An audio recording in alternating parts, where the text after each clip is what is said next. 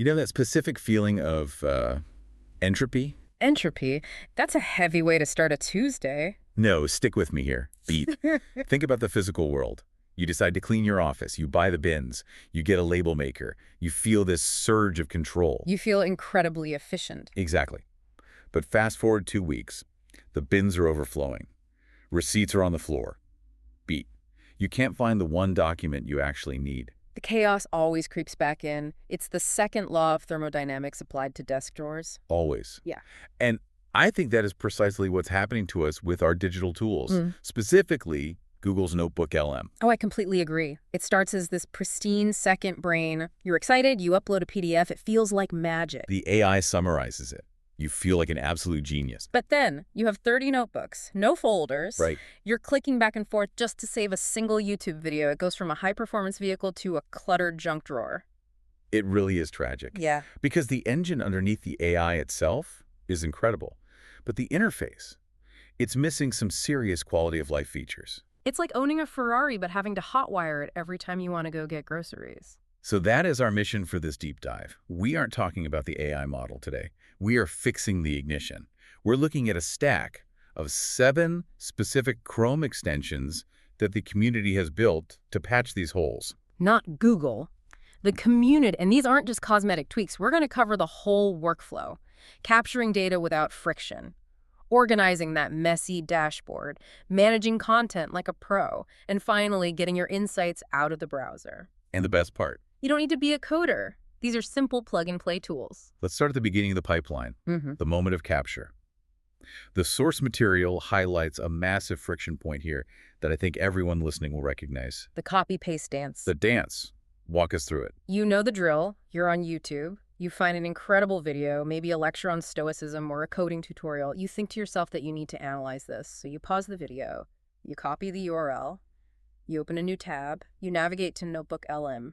Just listening to you list these steps makes me tired. You wait for it to load, you click Add Source, you paste, you click Insert. By the time you do that, Your focus is completely shattered. gone. You've switched contexts entirely. And if you're trying to do deep work, context switching is the absolute enemy. Jumping between different apps and losing your mental focus. It takes 20 minutes to get back into a flow state. So the first tool on our list is a simple fix for that. Yeah. It's called YouTube to NotebookLM. Very straightforward naming. I like that. How does it change the dynamic? It puts a button right where you need it. You know where the like and share buttons are under a video? Sure. It adds a new button right there, a little Notebook LM icon. Okay. So now you're watching a video, you think this is gold.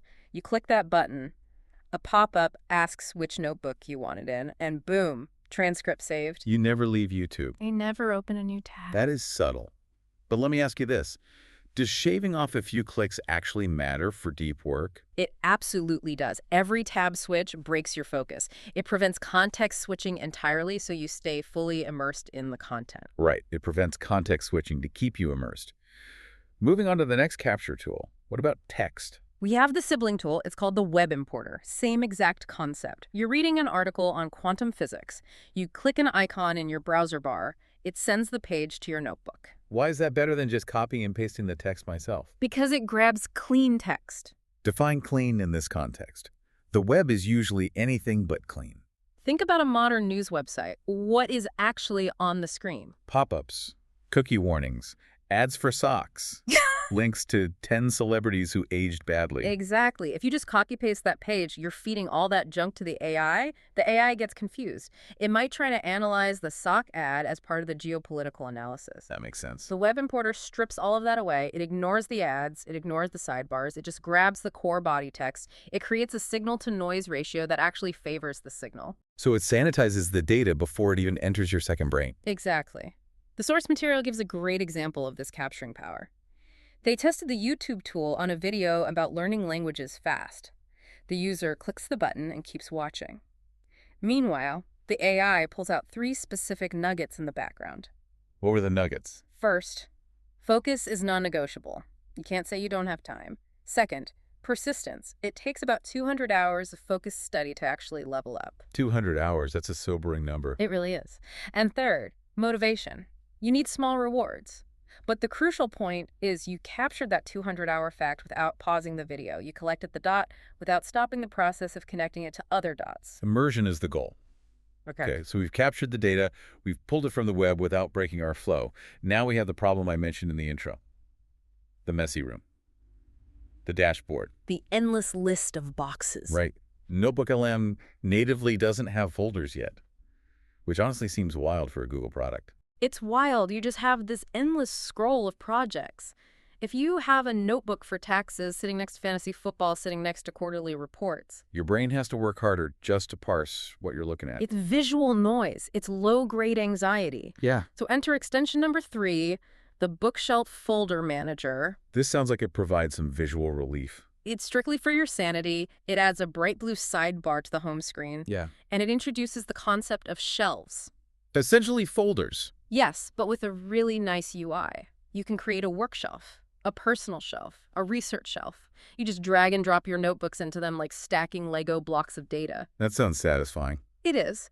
But the feature that really sells it for me is that this sidebar persists inside the notebooks. Oh, so it acts like a navigation rail. Exactly. Usually if you want to switch topics, you have to back out to the home page, scroll, find the next one, click into it. With this, you can jump straight from holiday planning to client work in one click. It turns the junk drawer into a proper filing cabinet. And it leverages your spatial memory. You know your work stuff is always on the top left. You don't have to scan for it. There was also a mention of a language switcher extension in this category. Who is that for? Right. Extension 5. This is vital for accessibility. NotebookLM is great, but the interface is largely English-centric. This extension translates the shell of the app, The shell. the system buttons, add source, settings, chat. It translates those labels into your native language, like Vietnamese or Spanish. But not the notes themselves. Correct. It doesn't translate your content, it just translates the tools. It's about making the environment comfortable. It reduces that background cognitive load if English isn't your first language. Let me ask you this. Is this purely aesthetic, or does it actually change how we think? It is definitely not just looks, it reduces your mental background noise. A clean environment creates a much clearer mind. Got it. It reduces cognitive load for a clearer mind. Mm-hmm. Let's talk about the hub. We're moving from simple organization to what the source describes as the ultimate hub. Yeah. We need to talk about Cortex, extension number 4. This one seems to be in a different weight class. It's described less as a patch and more as a professional manager. It is. This is for the power user. And honestly, it solves a problem that I know you specifically have complained about. I need to make a vulnerable admission here. Oh, yeah. I still wrestle with prompt drift myself. When the AI slowly forgets your original instructions over time. Right. It wanders off topic. Exactly. Yeah. But honestly, the bigger frustration is the snapshot issue. I treat Google Docs like living organisms. I change them constantly. Mm-hmm. So I upload a doc. I spend 3 days updating it with new research. Then I ask the AI a question. And it gives you an answer based on Tuesday's version. Because it only took a snapshot. The AI only reads the file exactly as it was uploaded. It drives me crazy. But Cortex fixes this. It adds a live sync button. You click it, and it forces NotebookLM to reread the current version of your docs instantly. That alone saves so much manual re-uploading. But there was something else in the Cortex description that stopped me in my tracks. The personal podcast. Yes. Walk us through this, because I want everyone listening to really visualize it. Okay, so NotebookLM can generate audio summaries. Those audio overviews where 2 AI hosts discuss your notes. We know that. It's cool. Very cool. But usually you have to keep the browser open to listen to those summaries. Cortex pushes that audio to a private podcast feed instead. Sussex silence. Whoa. Imagine having a personal radio station of your own thoughts. Right. It creates an RSS feed, a web link that sends audio directly to podcast apps. So I just paste that link into Spotify or Apple Podcasts. Exactly. It shows up right next to this very deep dive. So imagine this scenario. You spend your morning researching complex market trends. You dump 20 PDFs into NotebookLM. You generate the audio summary. And then you close your laptop, you put in your earbuds, you leash up the dog, and you go for a walk. While listening to a professionally produced conversation about your own research. Exactly. It transforms wasted time into learning time automatically. It liberates the data from the screen entirely. Now, Cortex isn't free, right? It has a free tier, but the heavy-duty features like the podcast feed are in the Pro version. It's about $2.40 a month. Which seems very reasonable for the ability to carry your research in your pocket. Let me ask you this. Does moving audio to a podcast feed fundamentally change your relationship with the data? It absolutely does. It takes learning off the screen. It integrates studies seamlessly into your daily physical I routines. love that. It integrates studies seamlessly into daily physical routines. Let's take a quick break. Sponsor. We've captured the data. We've organized it into shelves. We've synced it and turned it into a podcast. The final phase is output. Because, as the source says, NotebookLM is great at creating content, but it's traditionally terrible at letting you take it out. It's a walled garden. You have these brilliant conversations with the AI, but they are trapped in the chat box. Enter extension 6, the Ultra Exporter. A name that promises a lot. And it delivers. It handles 3 main export types. First, slides. If you ask the app to make a presentation, it usually just shows you static images. Which is useless in a corporate setting. If I can't edit the text, I can't present it. Exactly. Ultra Exporter downloads them as an actual PowerPoint or Google Slides file. You can change the fonts. You can add your company logo. It turns a static image into a workable draft. That is huge for anyone working in an office. The second feature was exporting chat history. Yes. Now let me pause here.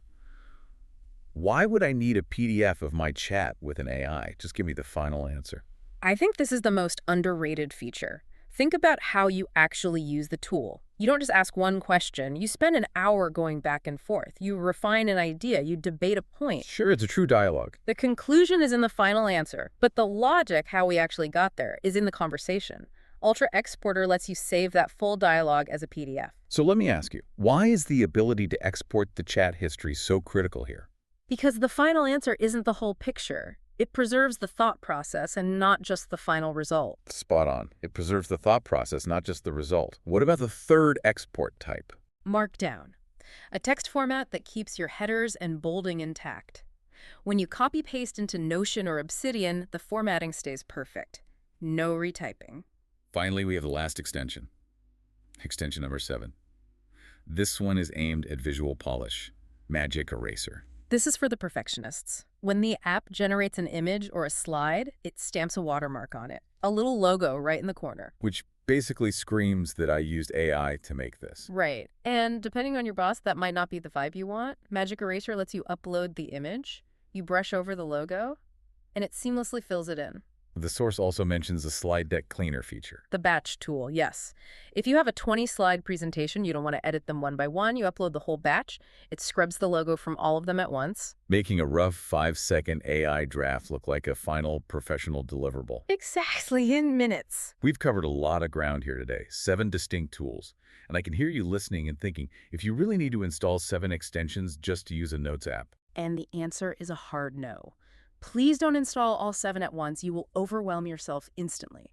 The source material suggests a decision matrix. How does that break down? It's about identifying your specific bottleneck. What is the thing that annoys you the most today? Okay, so if my problem is that research takes too long and I have too many tabs open, Then you just grab the YouTube to NotebookLM or the web importer, solve the capture problem, and ignore the rest. if I open the app and feel anxiety because it's a mess of random files, Bookshelf Manager. Get those folders set up and calm the visual chaos. what if I'm trying to share this work with a client? Ultra Exporter and Magic Eraser. Focus entirely on the output polish. And for the person who wants to immerse themselves, who wants that dog walking experience we talked about. Cortex. That is the ultimate deep dive tool. It's fascinating to see the community stepping in like this. Google built the engine, but the users are building the steering wheel and the comfortable seats. That's usually how it goes with these transformative tools. The developers build the core tech, but the community figures out how to actually live with it. It proves people are using this seriously. They aren't just playing around. They're trying to build a second brain that truly functions. Exactly. And speaking of functioning brains, I want to leave you with a thought to mull over. We've talked about tools that remove friction, making it easier to add, easier to organize, easier to export. But is there a danger in making it too easy? That is the big philosophical question. If we can capture a 20-minute video in one click and listen to a summary while walking the dog, are we deeply engaging with the material, or are we just hoarding it? Collecting dots versus connecting dots. Exactly. These tools are incredibly powerful, but they're just the logistics. The learning still has to happen in your head. You cannot outsource understanding. That's a great point. Efficiency is not the same as insight. So here is our challenge to you for this week. Don't go download all 7. Pick one. Just one extension that solves your biggest headache today. Install it, use it for a few days, and see if it actually saves you those hours of boring work. I highly recommend the YouTube one to start. It's a total game changer. There you go. A solid recommendation. Let us know how it goes. We'll be back next time with another deep dive. See you then. Take care. Out Tiro Music.